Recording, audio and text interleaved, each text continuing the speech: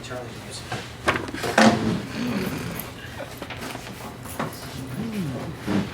Hawaii 5 now?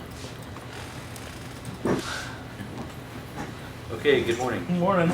Open to Ephesians chapter 5. Ephesians chapter 5.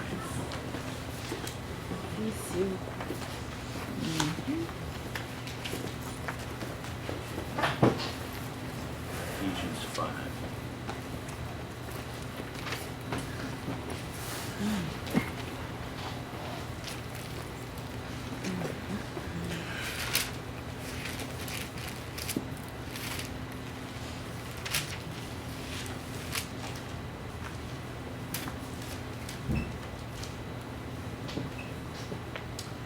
Okay, Ephesians 5.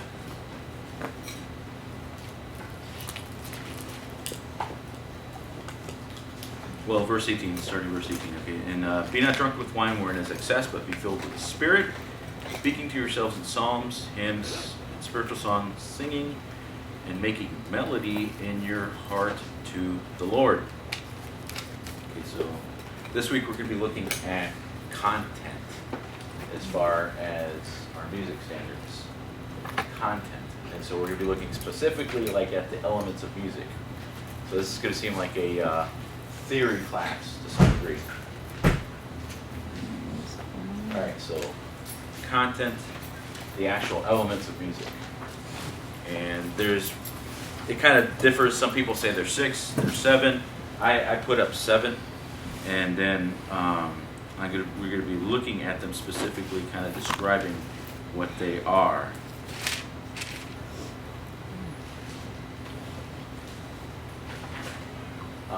So rhythm is beat. This is what it's composed of, like beat, meter, tempo, syncopation, those things. But you don't have. So everything is going to have a measure of rhythm to it. That is one element of music. You're going to have as well dynamics. That's going to deal with volume. You're also going to Does have. everything have all aspects of rhythm? Most tunes have, because it's like you wouldn't be able to have. They all have syncopation? No, they don't have that element in particular. These are just examples of things that fall under the category of rhythm. Right, you just said they all have rhythm, and I was wondering, Oh, they okay. are all of those subsets of rhythm. Yeah, no, these are just generalized terms that are thrown out there as far as that are associated with rhythm. That's not the actual definition of it, though. But no, not everything is going to have a syncopated beat to it, but everything has some form of beat to it. We can't hear you, Charlie. Put your mic on. Okay.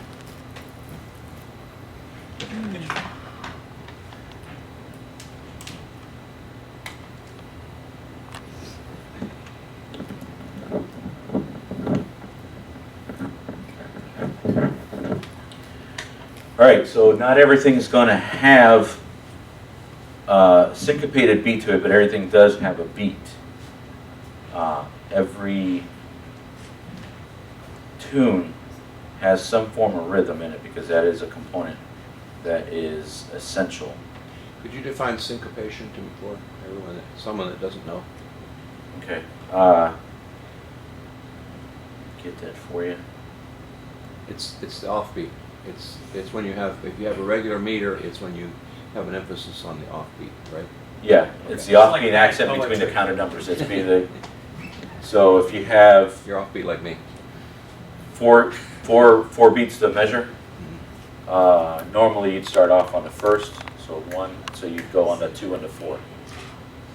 So it gives like a jilted feel to it, and so it's off. Yeah, it's kind of a little off. As far as rhythm is concerned, okay, rhythm is the element of time in music. When you tap your foot to music, you're keeping the beat, quote unquote. Okay, or following the structural rhythmic pulse of the music. Then there's multiple aspects to that. You got duration, how long, tempo, the speed of it, meter. Okay, beats organized into a recognizable recurring accent patterns. Meter can be seen, felt through the standard patterns used by conductors. And then other basic terms. Syncopation is one of them, which is the offbeat. Okay, retardando, which really has to do with speed, which is gradually slowing down. Accelerando, speeding up. Rubato, freely and expressively making subtle changes to the tempo. And then dynamics. Rubato Okay. means stolen time. That's when the harmony doesn't match with the melody. Thank you. It's what the pianist does in special music to mess you up when you're playing an arrangement. And you're like, okay, and then they Chopin used that a lot. say, quit that. Tempo rubato. Mess you up. As far as dynamics, okay, so those are examples of terms that are used in dynamics, but dynamics, okay, all musical aspects related to relative loudness or quietness of music fall under the general element of dynamics. And then most musical terms are described, as far as in theory, with Italian terms. So some of the basic terms, you got the range, basically. If you look on a sheet of music that has notation on it, you'll have pianissimo, which is the double P, the very quiet, piano, which is quiet, mezzo piano, moderately quiet, mezzo forte, moderately loud, forte loud, and then fortissimo, very loud. So that becomes your, and then you also have what looks like the inverted V, and that's an accent, but it could also be like a crescendo or decrescendo. And what that is that it's you gradually get louder or you gradually get softer. Next term, melody. And now these are some of the elements, or some of the terms associated with melody. Okay, melody is the linear, horizontal presentation of pitch. Okay, the word used to describe the highness or lowness of a musical sound. That's what pitch is. Okay, many famous musical compositions have a memorable melody or theme. Or a theme could be described as a melody that is the basis for an extended musical work. Okay, and then melodies can be derived from various scales, and then as well as modes. And there's a number of different scales and modes. Again, this is all kind of, I'm just going to give a general overview. I've had some of this, but quite honestly, I'm not very theory educated, so I'm just relying on the work of others that are. Okay, so melodies can be described as conjunct, which is smooth or easy to sing or play, or disjunct, which is kind of like disjointed, ragged or jumpy or difficult to play. Or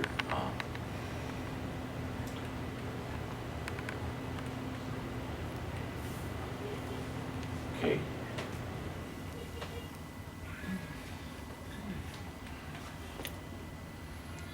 Harmony. Okay, so now we have harmony. Harmony is the verticalization of pitch. Okay, often harmony is the art of combining pitches into chords, which are several notes played simultaneously as a block. Okay, these chords are usually arranged into sentence-like patterns called chord progressions. And then harmony is often described in terms of its relative harshness. And that's where you get the terms consonance and dissonance. And then consonance is a smooth sounding harmonic combination. Dissonance is a harsh sounding harmonic combination. So the idea would be, you know what? Illustrated on the piano. Yeah, that's what it's going to say. It's the easiest way to figure. Wish I had a, well, you know what? Yeah, you can. All right, so you'd have what notes that would match, that kind of go together.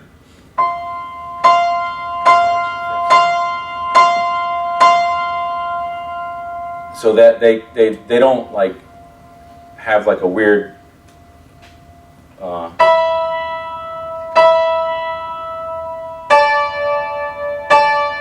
That's consonants. Dissonance would be something like, or hold on, no. There you go. Let up your foot, sir. What's that? Psycho. Let up your foot so we can hear the distinction. Oh, okay. Because you're keeping the other ones. The new bar talk. You see how they, That's the scary part of the. It drum feels- there. Psycho. or Psycho music.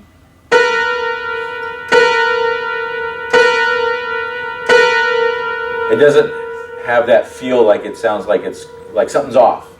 Like it's like it makes you feel like cringy or tense almost in a sense.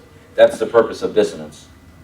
A lot of, it's not exclusive to rock music, but you do have a lot of other musical styles and formats and whatnot that use it, and it actually can be used. Normally, okay, so dissonant chords produce musical tension, which is often released by resolving to a consonant, so something that would be, that would flow.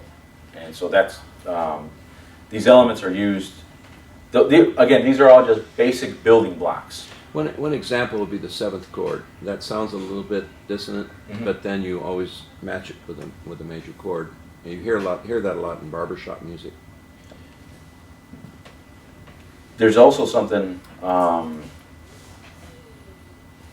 was I going to say about it? Like, oh, I know. Yeah, certain musical formats will also, there's a appropriate way, inappropriate way, I guess, to do it, depending on what the person's trying to express. And so the dissonance a lot of times there's stuff that's more along those lines. It could be used appropriately, but a lot of times a lot of people that want to overemphasize it like to have that tension built in there so that it either creates like an aggression or a depression or just evoke just different kind of negative moods.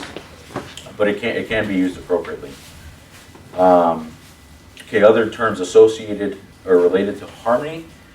Modality. Okay, harmony created out of ancient, medieval, Renaissance modes. Tonality.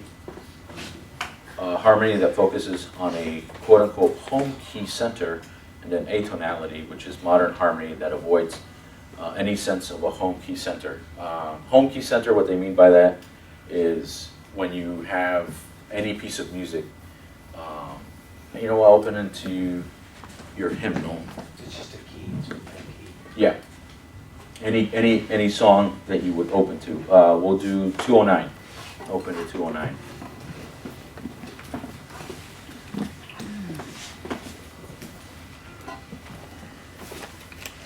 Okay, so you see at the beginning, the treble clef on the top, you got one sharp, and then it's got the time signature there, 3/4, and then you start with the notes, right?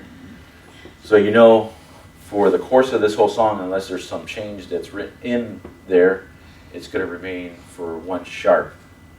So your home key would be the one sharp. So yeah, so the key of F is going to be your home key here, and so anything that's tonal revolves around that. Atonality is basically going to avoid being in the key of F. Sort of like chanting sometimes. They usually just kind of stay in, I guess, that, no, that's not right. You wouldn't have, it would sound kind of noisy, or, yeah, I mean, that's the best way to describe it. So if you have whatever the melody or the harmony, whatever the melody of the tune is, it would not seek to blend in with it.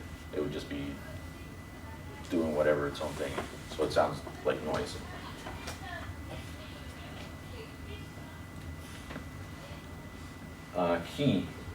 Key. Tonality, atonality. Tone color, I put that in there, but it's actually supposed to be like timbre. It's whatever, that's their musical term for it, timbre, but tone color. And that How do you spell that? TEMBRE. Timber? Yeah, Okay. it looks like timber, except with the E and the R reversed. Okay. Okay, so if you play a C on the piano and then sing that C, you and the piano obviously produce the same pitch. However, the voice has a different sound quality than the piano. Although scientific principles of the musical acoustics are beyond the scope of this course, okay, it is safe to say that each musical instrument or voice produces its own characteristic pattern of overtones, which gives it a unique tone, color, or timbre. Okay, so composers use timbre, much like painters use colors to evoke certain effects on a canvas. So woman's voice is different than a man's voice. So even though you might have a man that can sing within the same range as a woman's voice sounds different than a man. So what you'd have is man's voice, woman's voice, combined with like little kid voice, combined with different instrument, like piano. Piano sounds obviously different than a guitar. Then it sounds then like a trumpet, then it sounds then like a trombone, then it sounds like a tuba, even though those are brass, and then say you have like a saxophone, which is a wind instrument. Now they could all play the same pitch, they could all play the same note, they could all play the same melody, but they all have a different sound to them. They all have a different voice to them. And so that's really basically what it's kind of referring to. Okay. Texture. Okay, texture refers to the number of individual musical lines or melodies and the relationship these lines have to one another. And then some of the terms associated with that. Monophonic, so single note texture, music with only one note sounding at a time, having no harmony or accompaniment. Then homophonic, music with two or more notes sounding at the same time, but generally featuring a prominent melody in the upper part, supported by a less intricate harmonic accompaniment underneath. And then polyphonic, music with two or more independent melodies sounding at the same time. The most intricate of polyphonic texture, canon and fugue, or actually it's probably fugue, may introduce 3 or 4 or 5 more independent melodies simultaneously. And then this manner of writing is called counterpoint. All right. Most of any of our hymns would be, well, you know what? Go to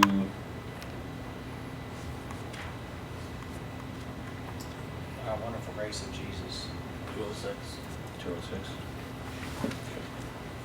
that what you're thinking of? I was thinking of something slower.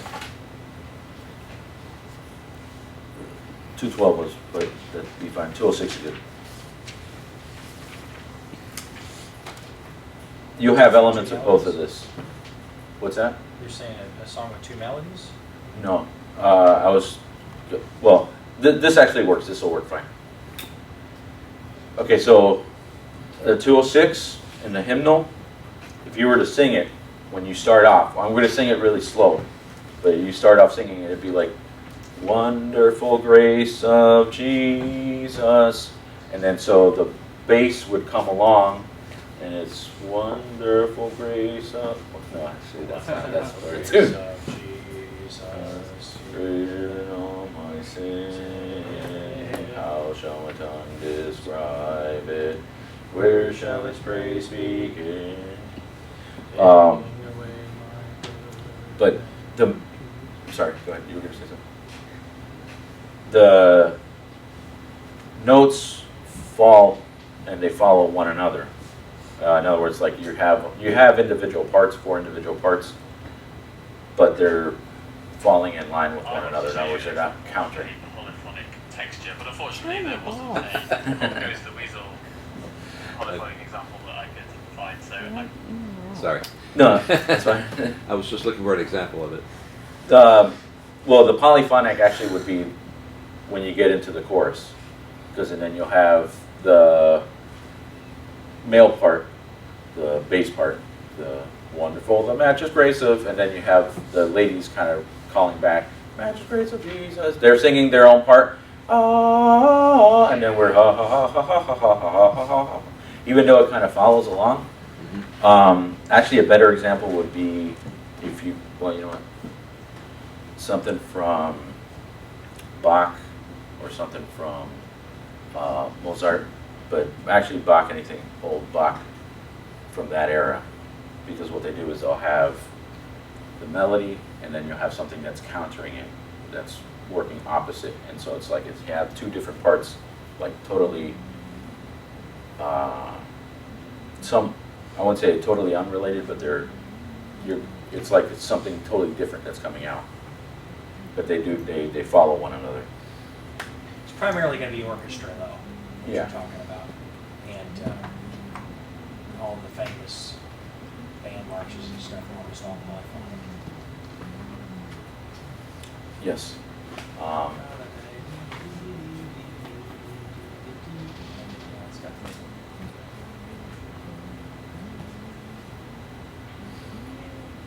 Let's move on. This is boring.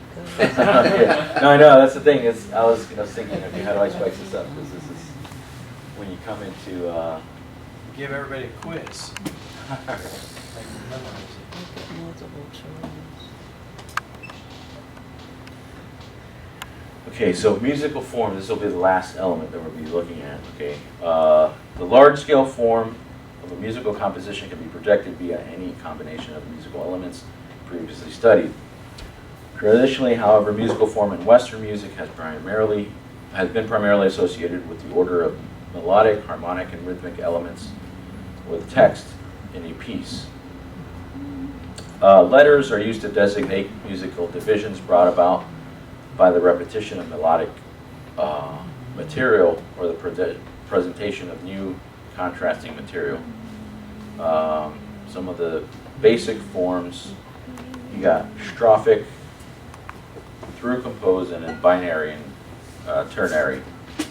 That's what we're seeing here, some of the terms that are associated. Strophic, a design in vocal music in which same music is used for several different verses. They give an example here as far as deck the halls with boughs of holly, la la la la la la la la. That would be one. Through composed is a structure in which there is no repeat or return to any large-scale musical section. So it just goes through, and then there's no, it wouldn't be anything, I wouldn't say choir related, but it wouldn't be anything like you would find in a hymnal necessarily, because there's no repetition in it. Binary, a two-part form in which both main sections are repeated, and then ternary is a three-part form featuring a return to the initial music after a contrasting section. And symmetry and balance are achieved through this return of the material. In modern Western music, well, I should say modern Western music, but the 6 historical style periods of Western art music: Middle Ages, Renaissance, Baroque, Classic, Romantic, and then modern. Middle Ages being from 450 AD to 1450. Renaissance, obviously during the Renaissance, starting what's associated from 1400 to about 1450 to 1600. Baroque is approximately 1600 to 1750. Classic, 1750 to about 1820, and then Romantic, about 1820 to 1900, and then anything that's considered modern would be like 1900 to present.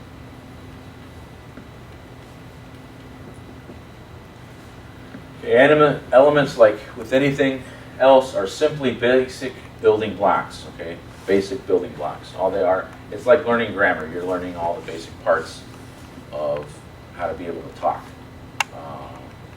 When you're a little kid, regardless of where you're born, but like whenever you're learning to speak, you listen and then you try and imitate what you hear, but at some point you end up getting schooled. You go to, pre-K, eventually kindergarten, and eventually into first grade. At some point somebody's going to teach you how to read, and you learn how to read by,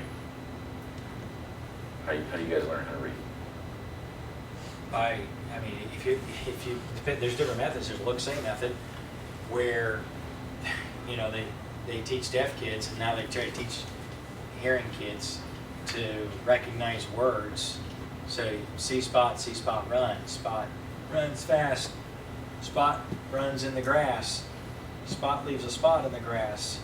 And when you spot a bunch of times, after a while you learn that looks like spot.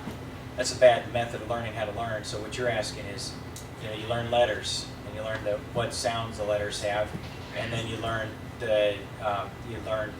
how letters get put together, and you learn the rules and order.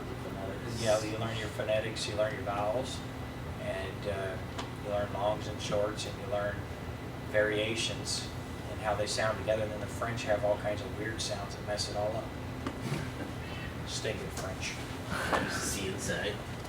So that's basically it. 2 weeks It's the ago. same difference. And again, music is a language, so you learn the same way. You just take the basic building blocks. What is this? What is that element? And then you learn to put them together to be able to say something. Like, how in the world do you get W from OI or OUI? We. Yeah, how do you get W? This stinking Frenchman, I'm telling you. They probably invented all that music. Je ne comprends pas. They do have. Well, they couldn't win the war either. Okay, and then the other aspect, okay, well, how one combines to make musical expression is what we need to learn. Okay. You get that from GA. I just thought of an example of ternary. The funeral march of the marionette. Oh. It starts out, and then it goes into the theme that we remember from Alfred Hitchcock. And then the third part. So it has the 3 parts to that. That's an example of it.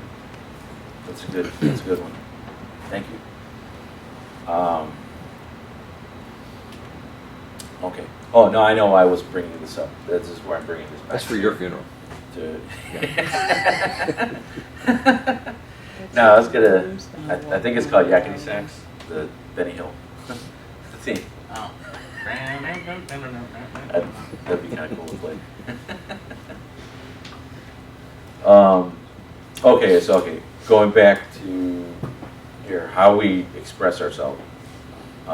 Again, this was just basic building blocks. This is what music is made of, and how you learn to put them together to express what you want to express. The fact is, when a person speaks, it's as a result of what they've thought of, and they're trying to communicate or express something that is coming usually from their heart.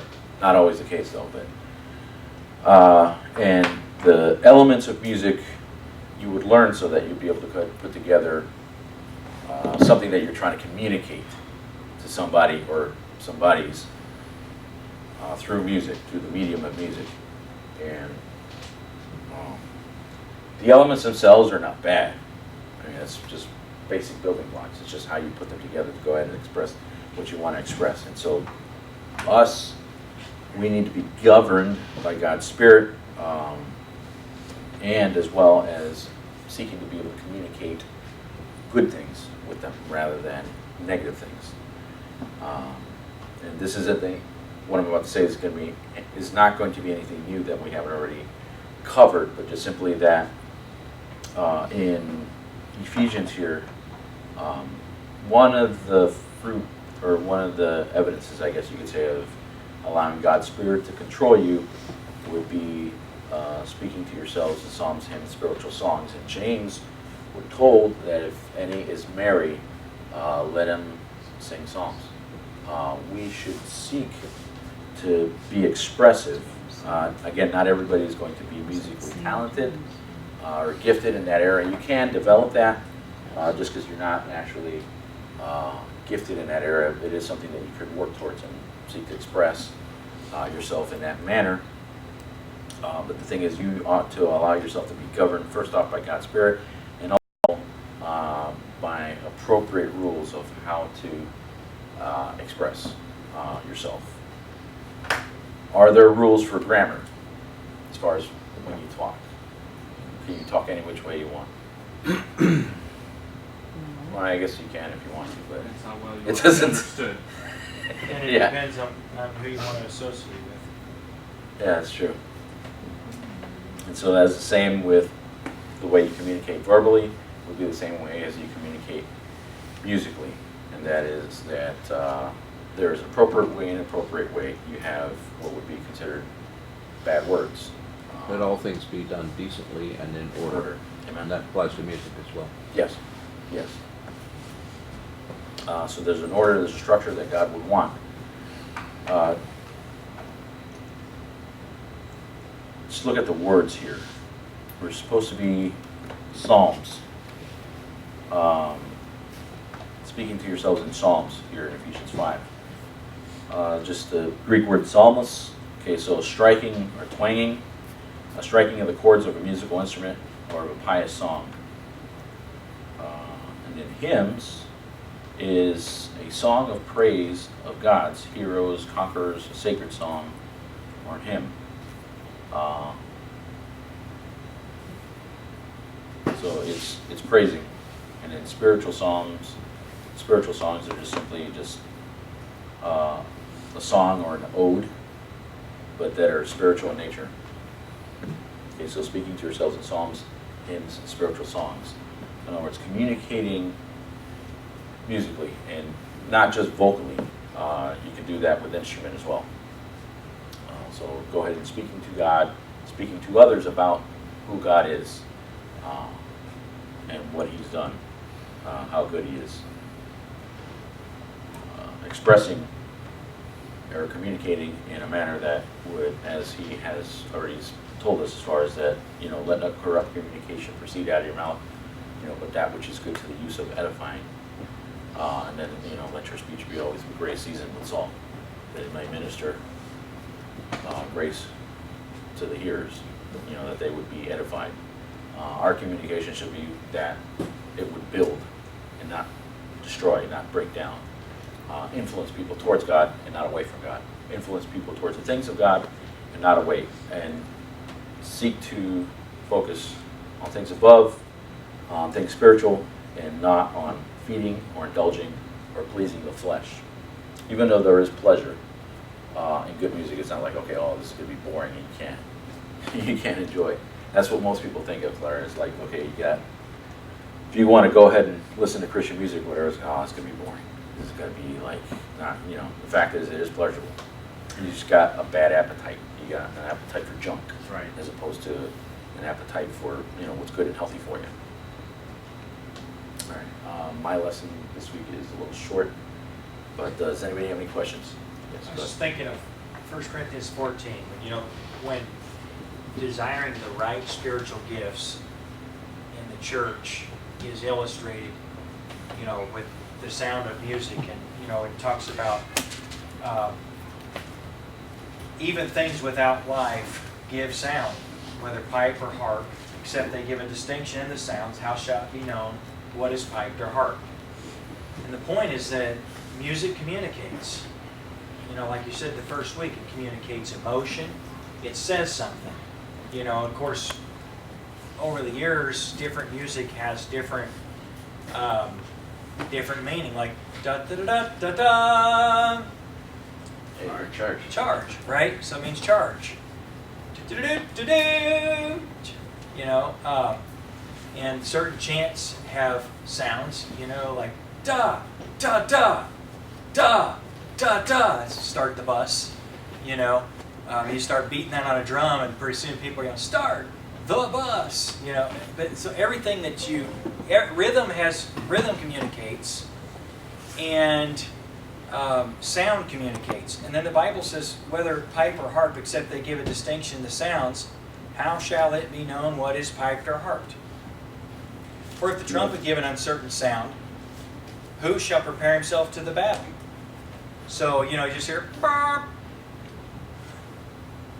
just a noise, and then of course he uses in verse 10 says, there are maybe so many kinds of voices in the world, and none of them is without signification. So every sound means something. It's always amazing to me how mothers can communicate with their subhuman species, to the real little ones that don't talk yet. You know, like they can tell you what a cry means. You know, like hungry. Or all of a sudden a mom takes off. You hear a noise and it just sounds like a cry to me, but a mom takes off. Why? Because she knows the sound, what the sound means from the child. Every element of music carries meaning. It communicates, it's talking, it's telling you how to feel, it's telling you what to think. And, you know, some of it's overt, it's obvious, some of it's subliminal. It's all there. There's music that makes you tap your toes, and there's music that makes you shake your hips. And one is an expression of joy, and the other one is sensual. You know, it's sexual. And it has a sound. There is music that's romantic, and there's music that is not romantic. You know, so anyway, that isn't the point of 1 Corinthians 14. It's to illustrate that in the church, babbling or just making noise isn't right. But in the same sense, there's an orderliness that we're supposed to have in life, and the conclusion that Paul gives to the church at Corinth is, let all things be done decently and in order. And I would submit that there is definitely decent music and there's indecent music. And there's orderly music and there's disorderly music. And there is a standard.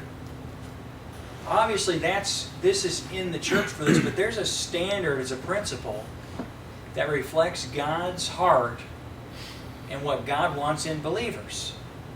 You know, the music you were playing a couple weeks ago that is Santeria or voodoo. You know, a Christian just doesn't play that kind of music in their private life or in their, worship. It just doesn't belong. That's what it is. It's voodoo music.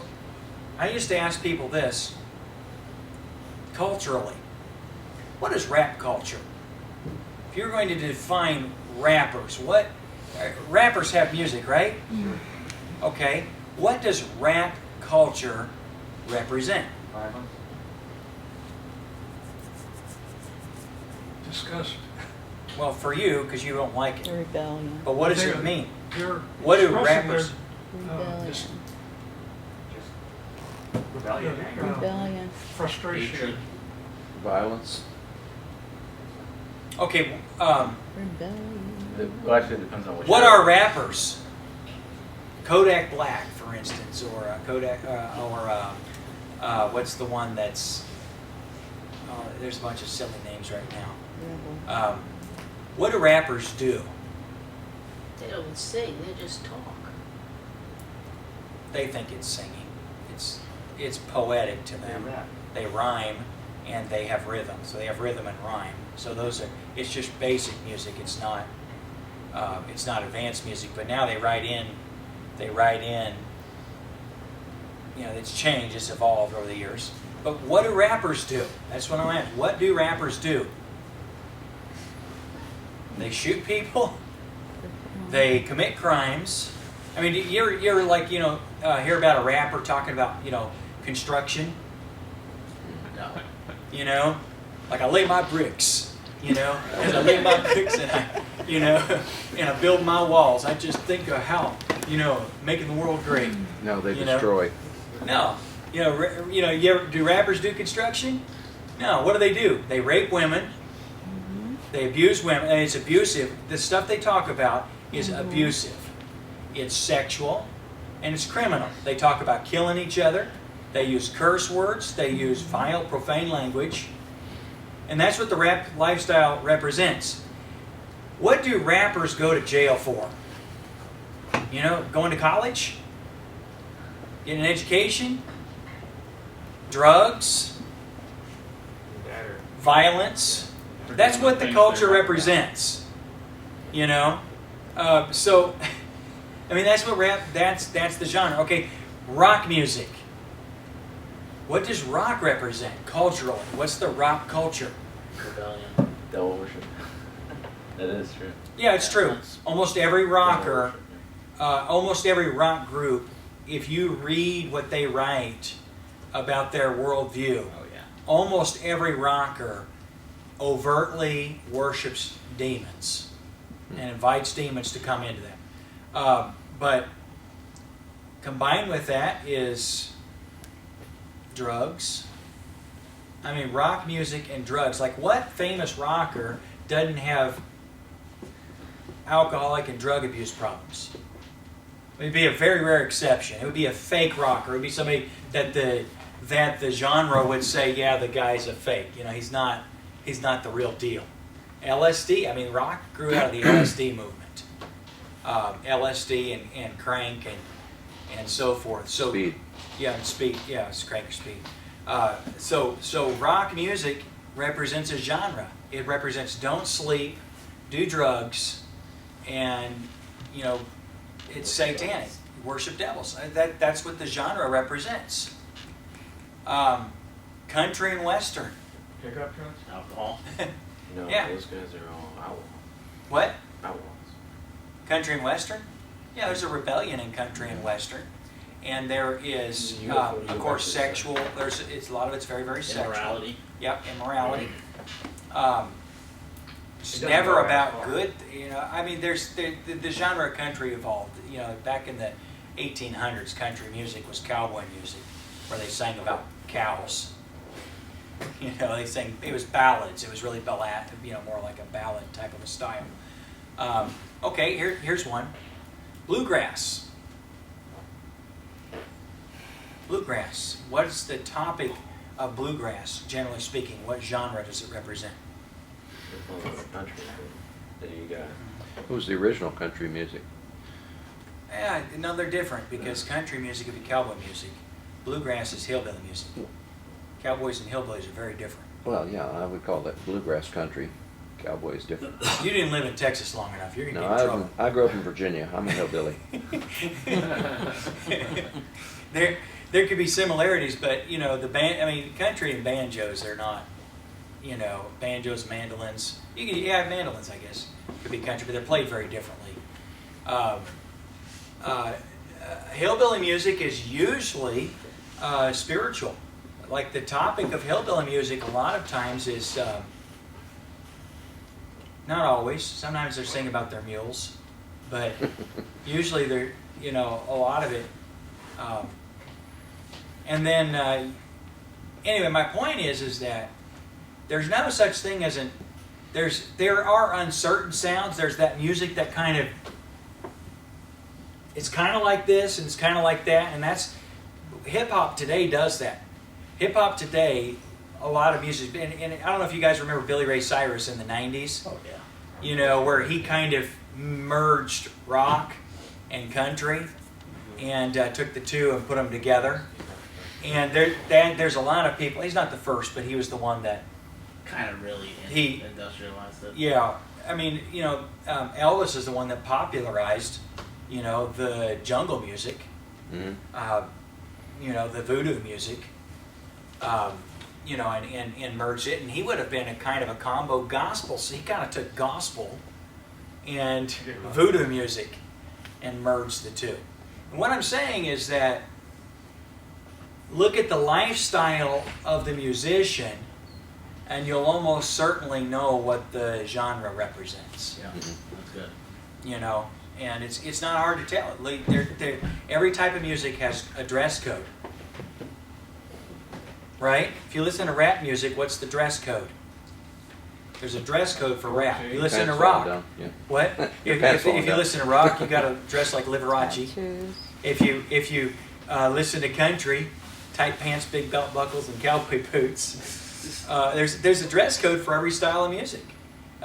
There's the what's the music that the hipsters listen to?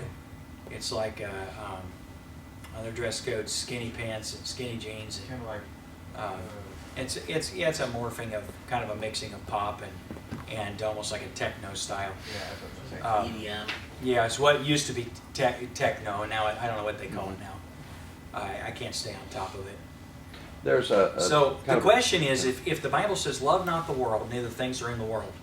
If any man love the world, the love of the Father is not in him.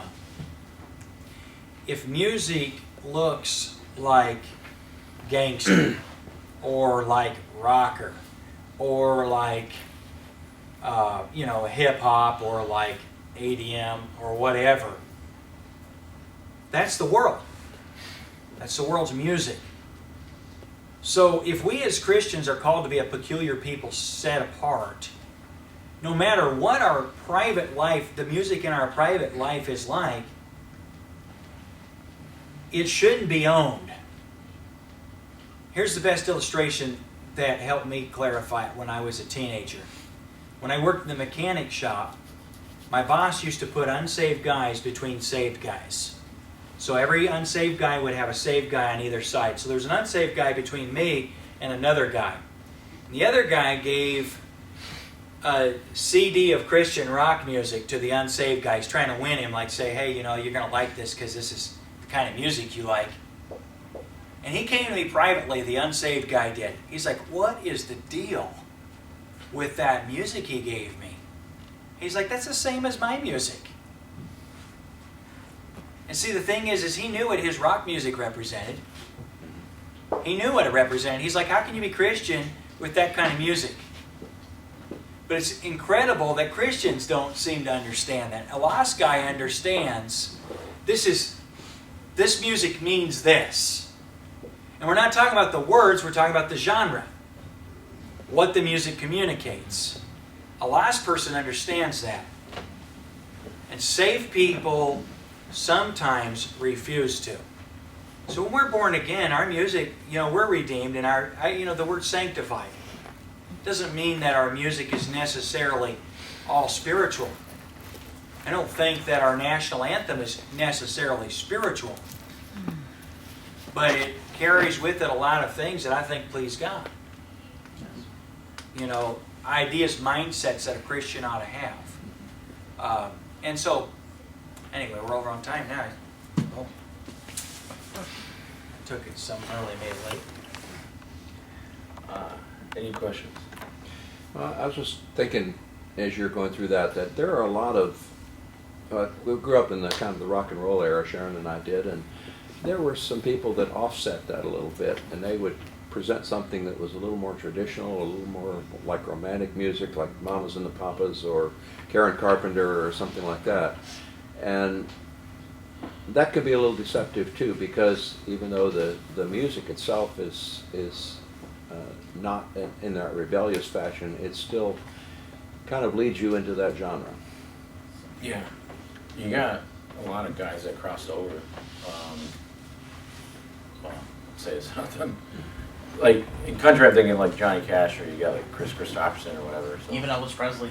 Barry Manilow, Elton John. But they weren't, that's not what they're really about. So it's like a mixed signal there.